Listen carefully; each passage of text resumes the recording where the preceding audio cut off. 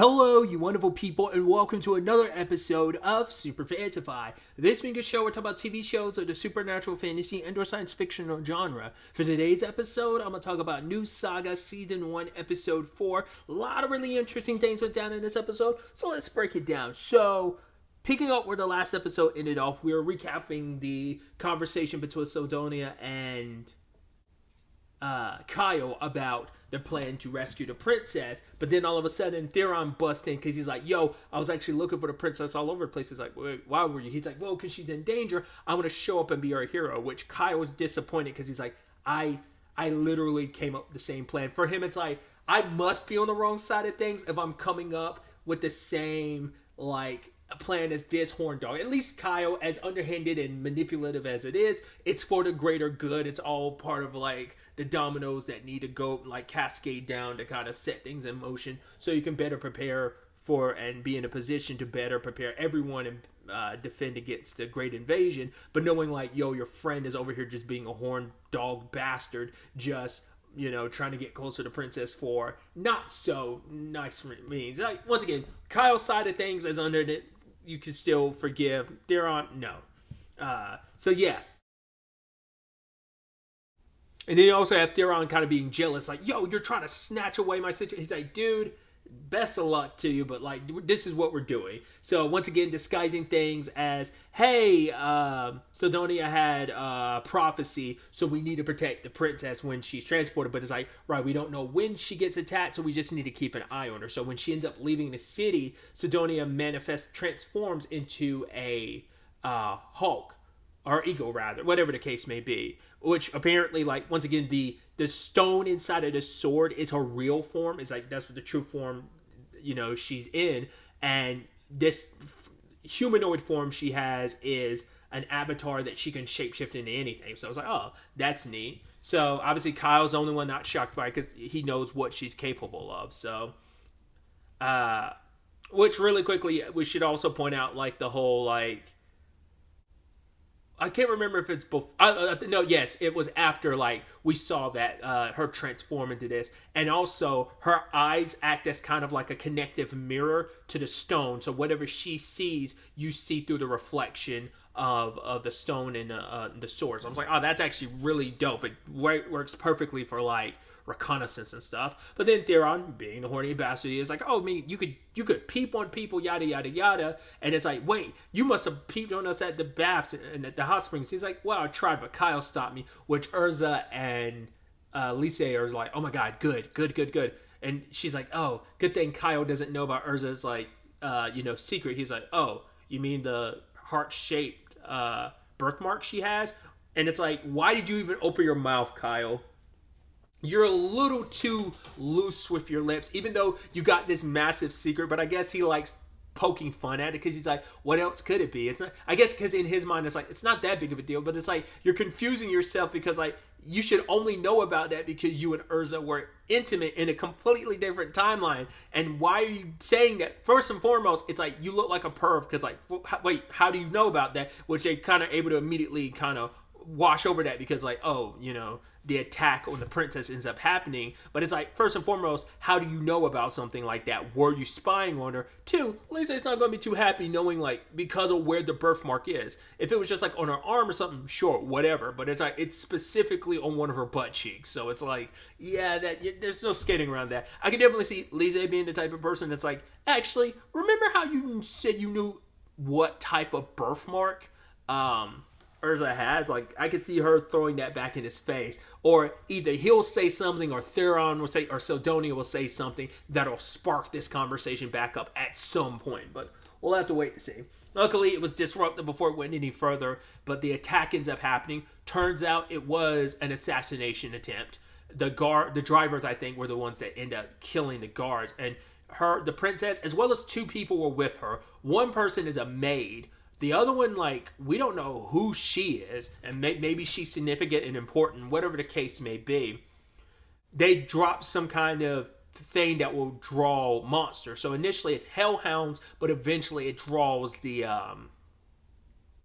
draws the Hydra. And this is where we got to get into those very like JRPG elements where it's like, I didn't take notice of it, but like the whole haste. I mean, there's plenty of games and stuff that use like, oh, like a spell to make your characters faster. But using specifically haste as a spell is like very Final Fantasy coded. So I'm like, once again, I'm sure there's other JRPGs that do that, but I immediately think of, when I think haste, I immediately think of Final Fantasy.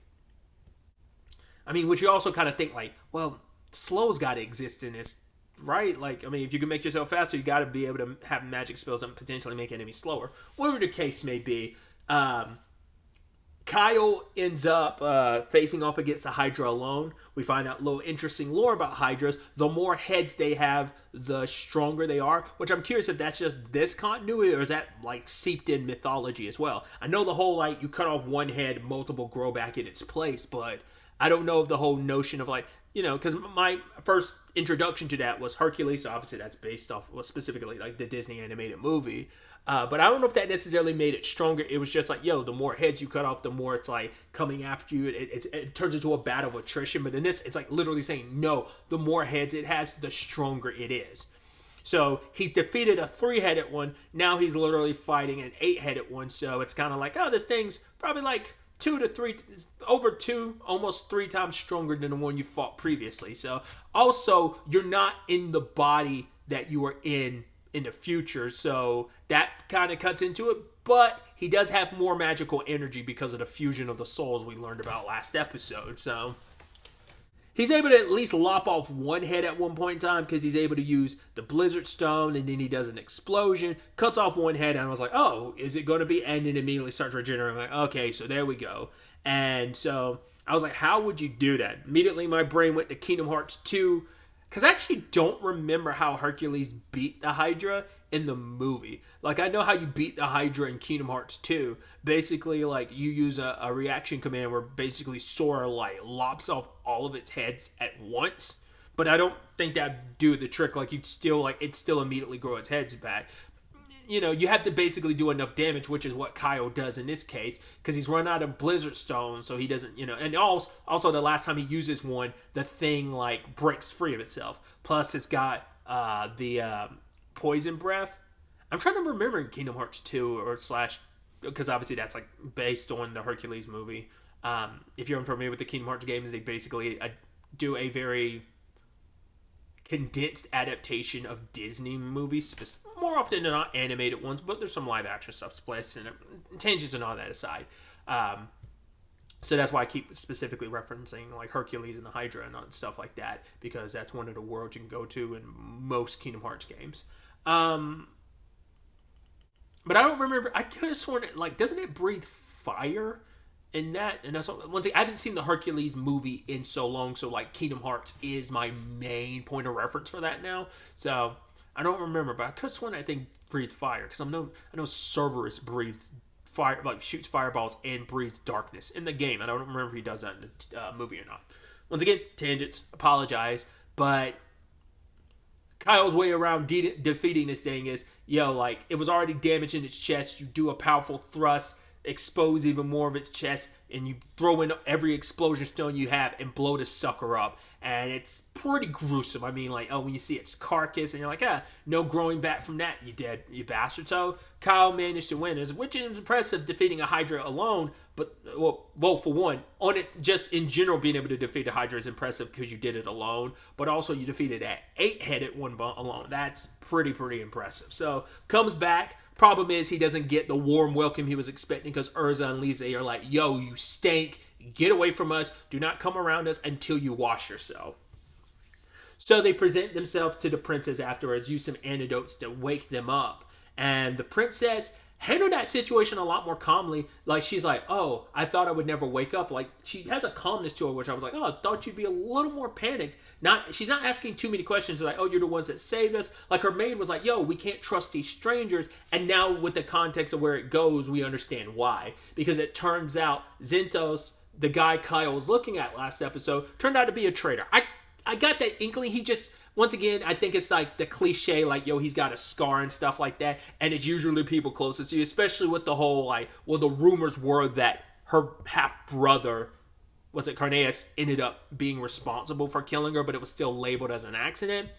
But it seems like Zintos was behind it. But it struck to a chord with Kyle, because I'd even referenced it. I was like, well, because my reasoning for like, well, it can't be him is because Kyle knows him, and it must be like either like Kyle just admired him in general and looked up to him, or maybe like they had a bond and partnership in the regards of like they fought side by side maybe after the Great Invasion type of thing in the future of the original timeline. So maybe that's what it is. If so, that's actually a really sad and twisted situation if you find out like, yo, the guy you fought side by side helped murder a princess and fake it to make it look like just monsters did it.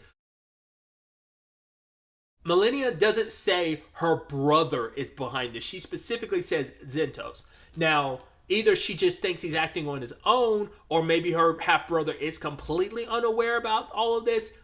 I don't know. Not unless he's being blackmailed into it, and I guess that could be a way around it. Because if so, that's an interesting thing for Kyle, where it's like a conundrum of like, yo, this is an ally that I fought side by side, and then I found out, oh wow, you did a like shitty thing in the past. It's interesting because I keep making this reference a lot lately, so I do apologize. But the webtoon manhwa, I Kill the Main Player, there's a similar thing where you're like, huh, a character wasn't what you thought they were. So that's what I think it's interesting.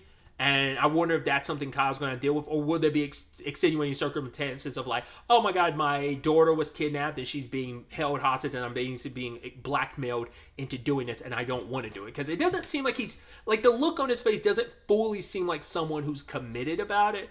Like it feels like his hand might be forced. Because I was about to say like, the fact is that if he's from like, you know, the future where like Kyle like and him like fought side by side along with so many others and after the Great Invasion against the Demon King and stuff, that's kind of this interesting thing where it's like, yeah, you might have got all this power and stuff like that, but it became meaningless once the like, because we're all in this together against the demons and stuff like that. So I'm really interested to dive into that because Millennia is like, yo, we're going to have to like, I'll explain to you on the way. And she really kind of shifts perspective because like you're thinking like, oh, and like I said, like she handles it very calculatedly and just very coldly that I'm like, oh, she just taking it in stride. But it's like, because she's been ready for this. She knows like, I gotta steel myself. So there seems like there's a lot more complexity to the princess than being like your cliche, like damsel in distress. It seems like, yo, she's realizing like, I'm going to have to do some stuff I'm not going to be proud of, but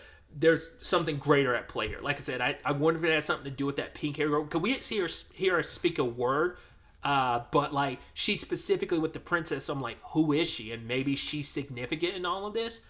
But basically the princess was like, yo, tells the maid like, yo, you need to burn all these bodies. This way it'll take a while for them to identify the bodies, so they'll assume like we are dead. It'll give us a little bit of a buffer zone. Even had Theron throwing that pouch that attracted monsters. So like that'll kind of be even more of a hindrance. But like I'm so curious about what's going on. And like I said, like I'm sure Kyle's mind is going 1,000 miles per hour. Because that, you know, once again, the twofold of, like I said, I think this is an ally he found out did a really shitty thing. But two, it's also further proof of Kyle has an idea about things that go down, but it's also the thing of, well,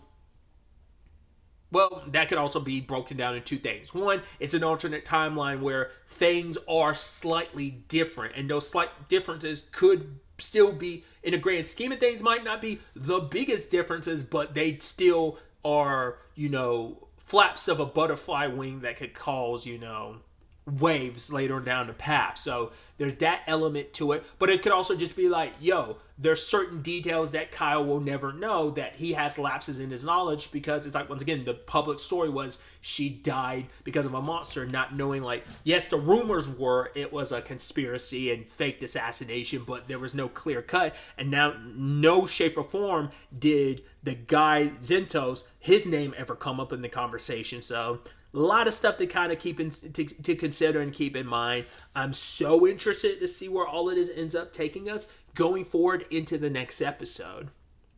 But really, that's all I wanted to talk about. Till the next time we meet, be happy, be safe, live life to the fullest, and enjoy it. Good day and goodbye.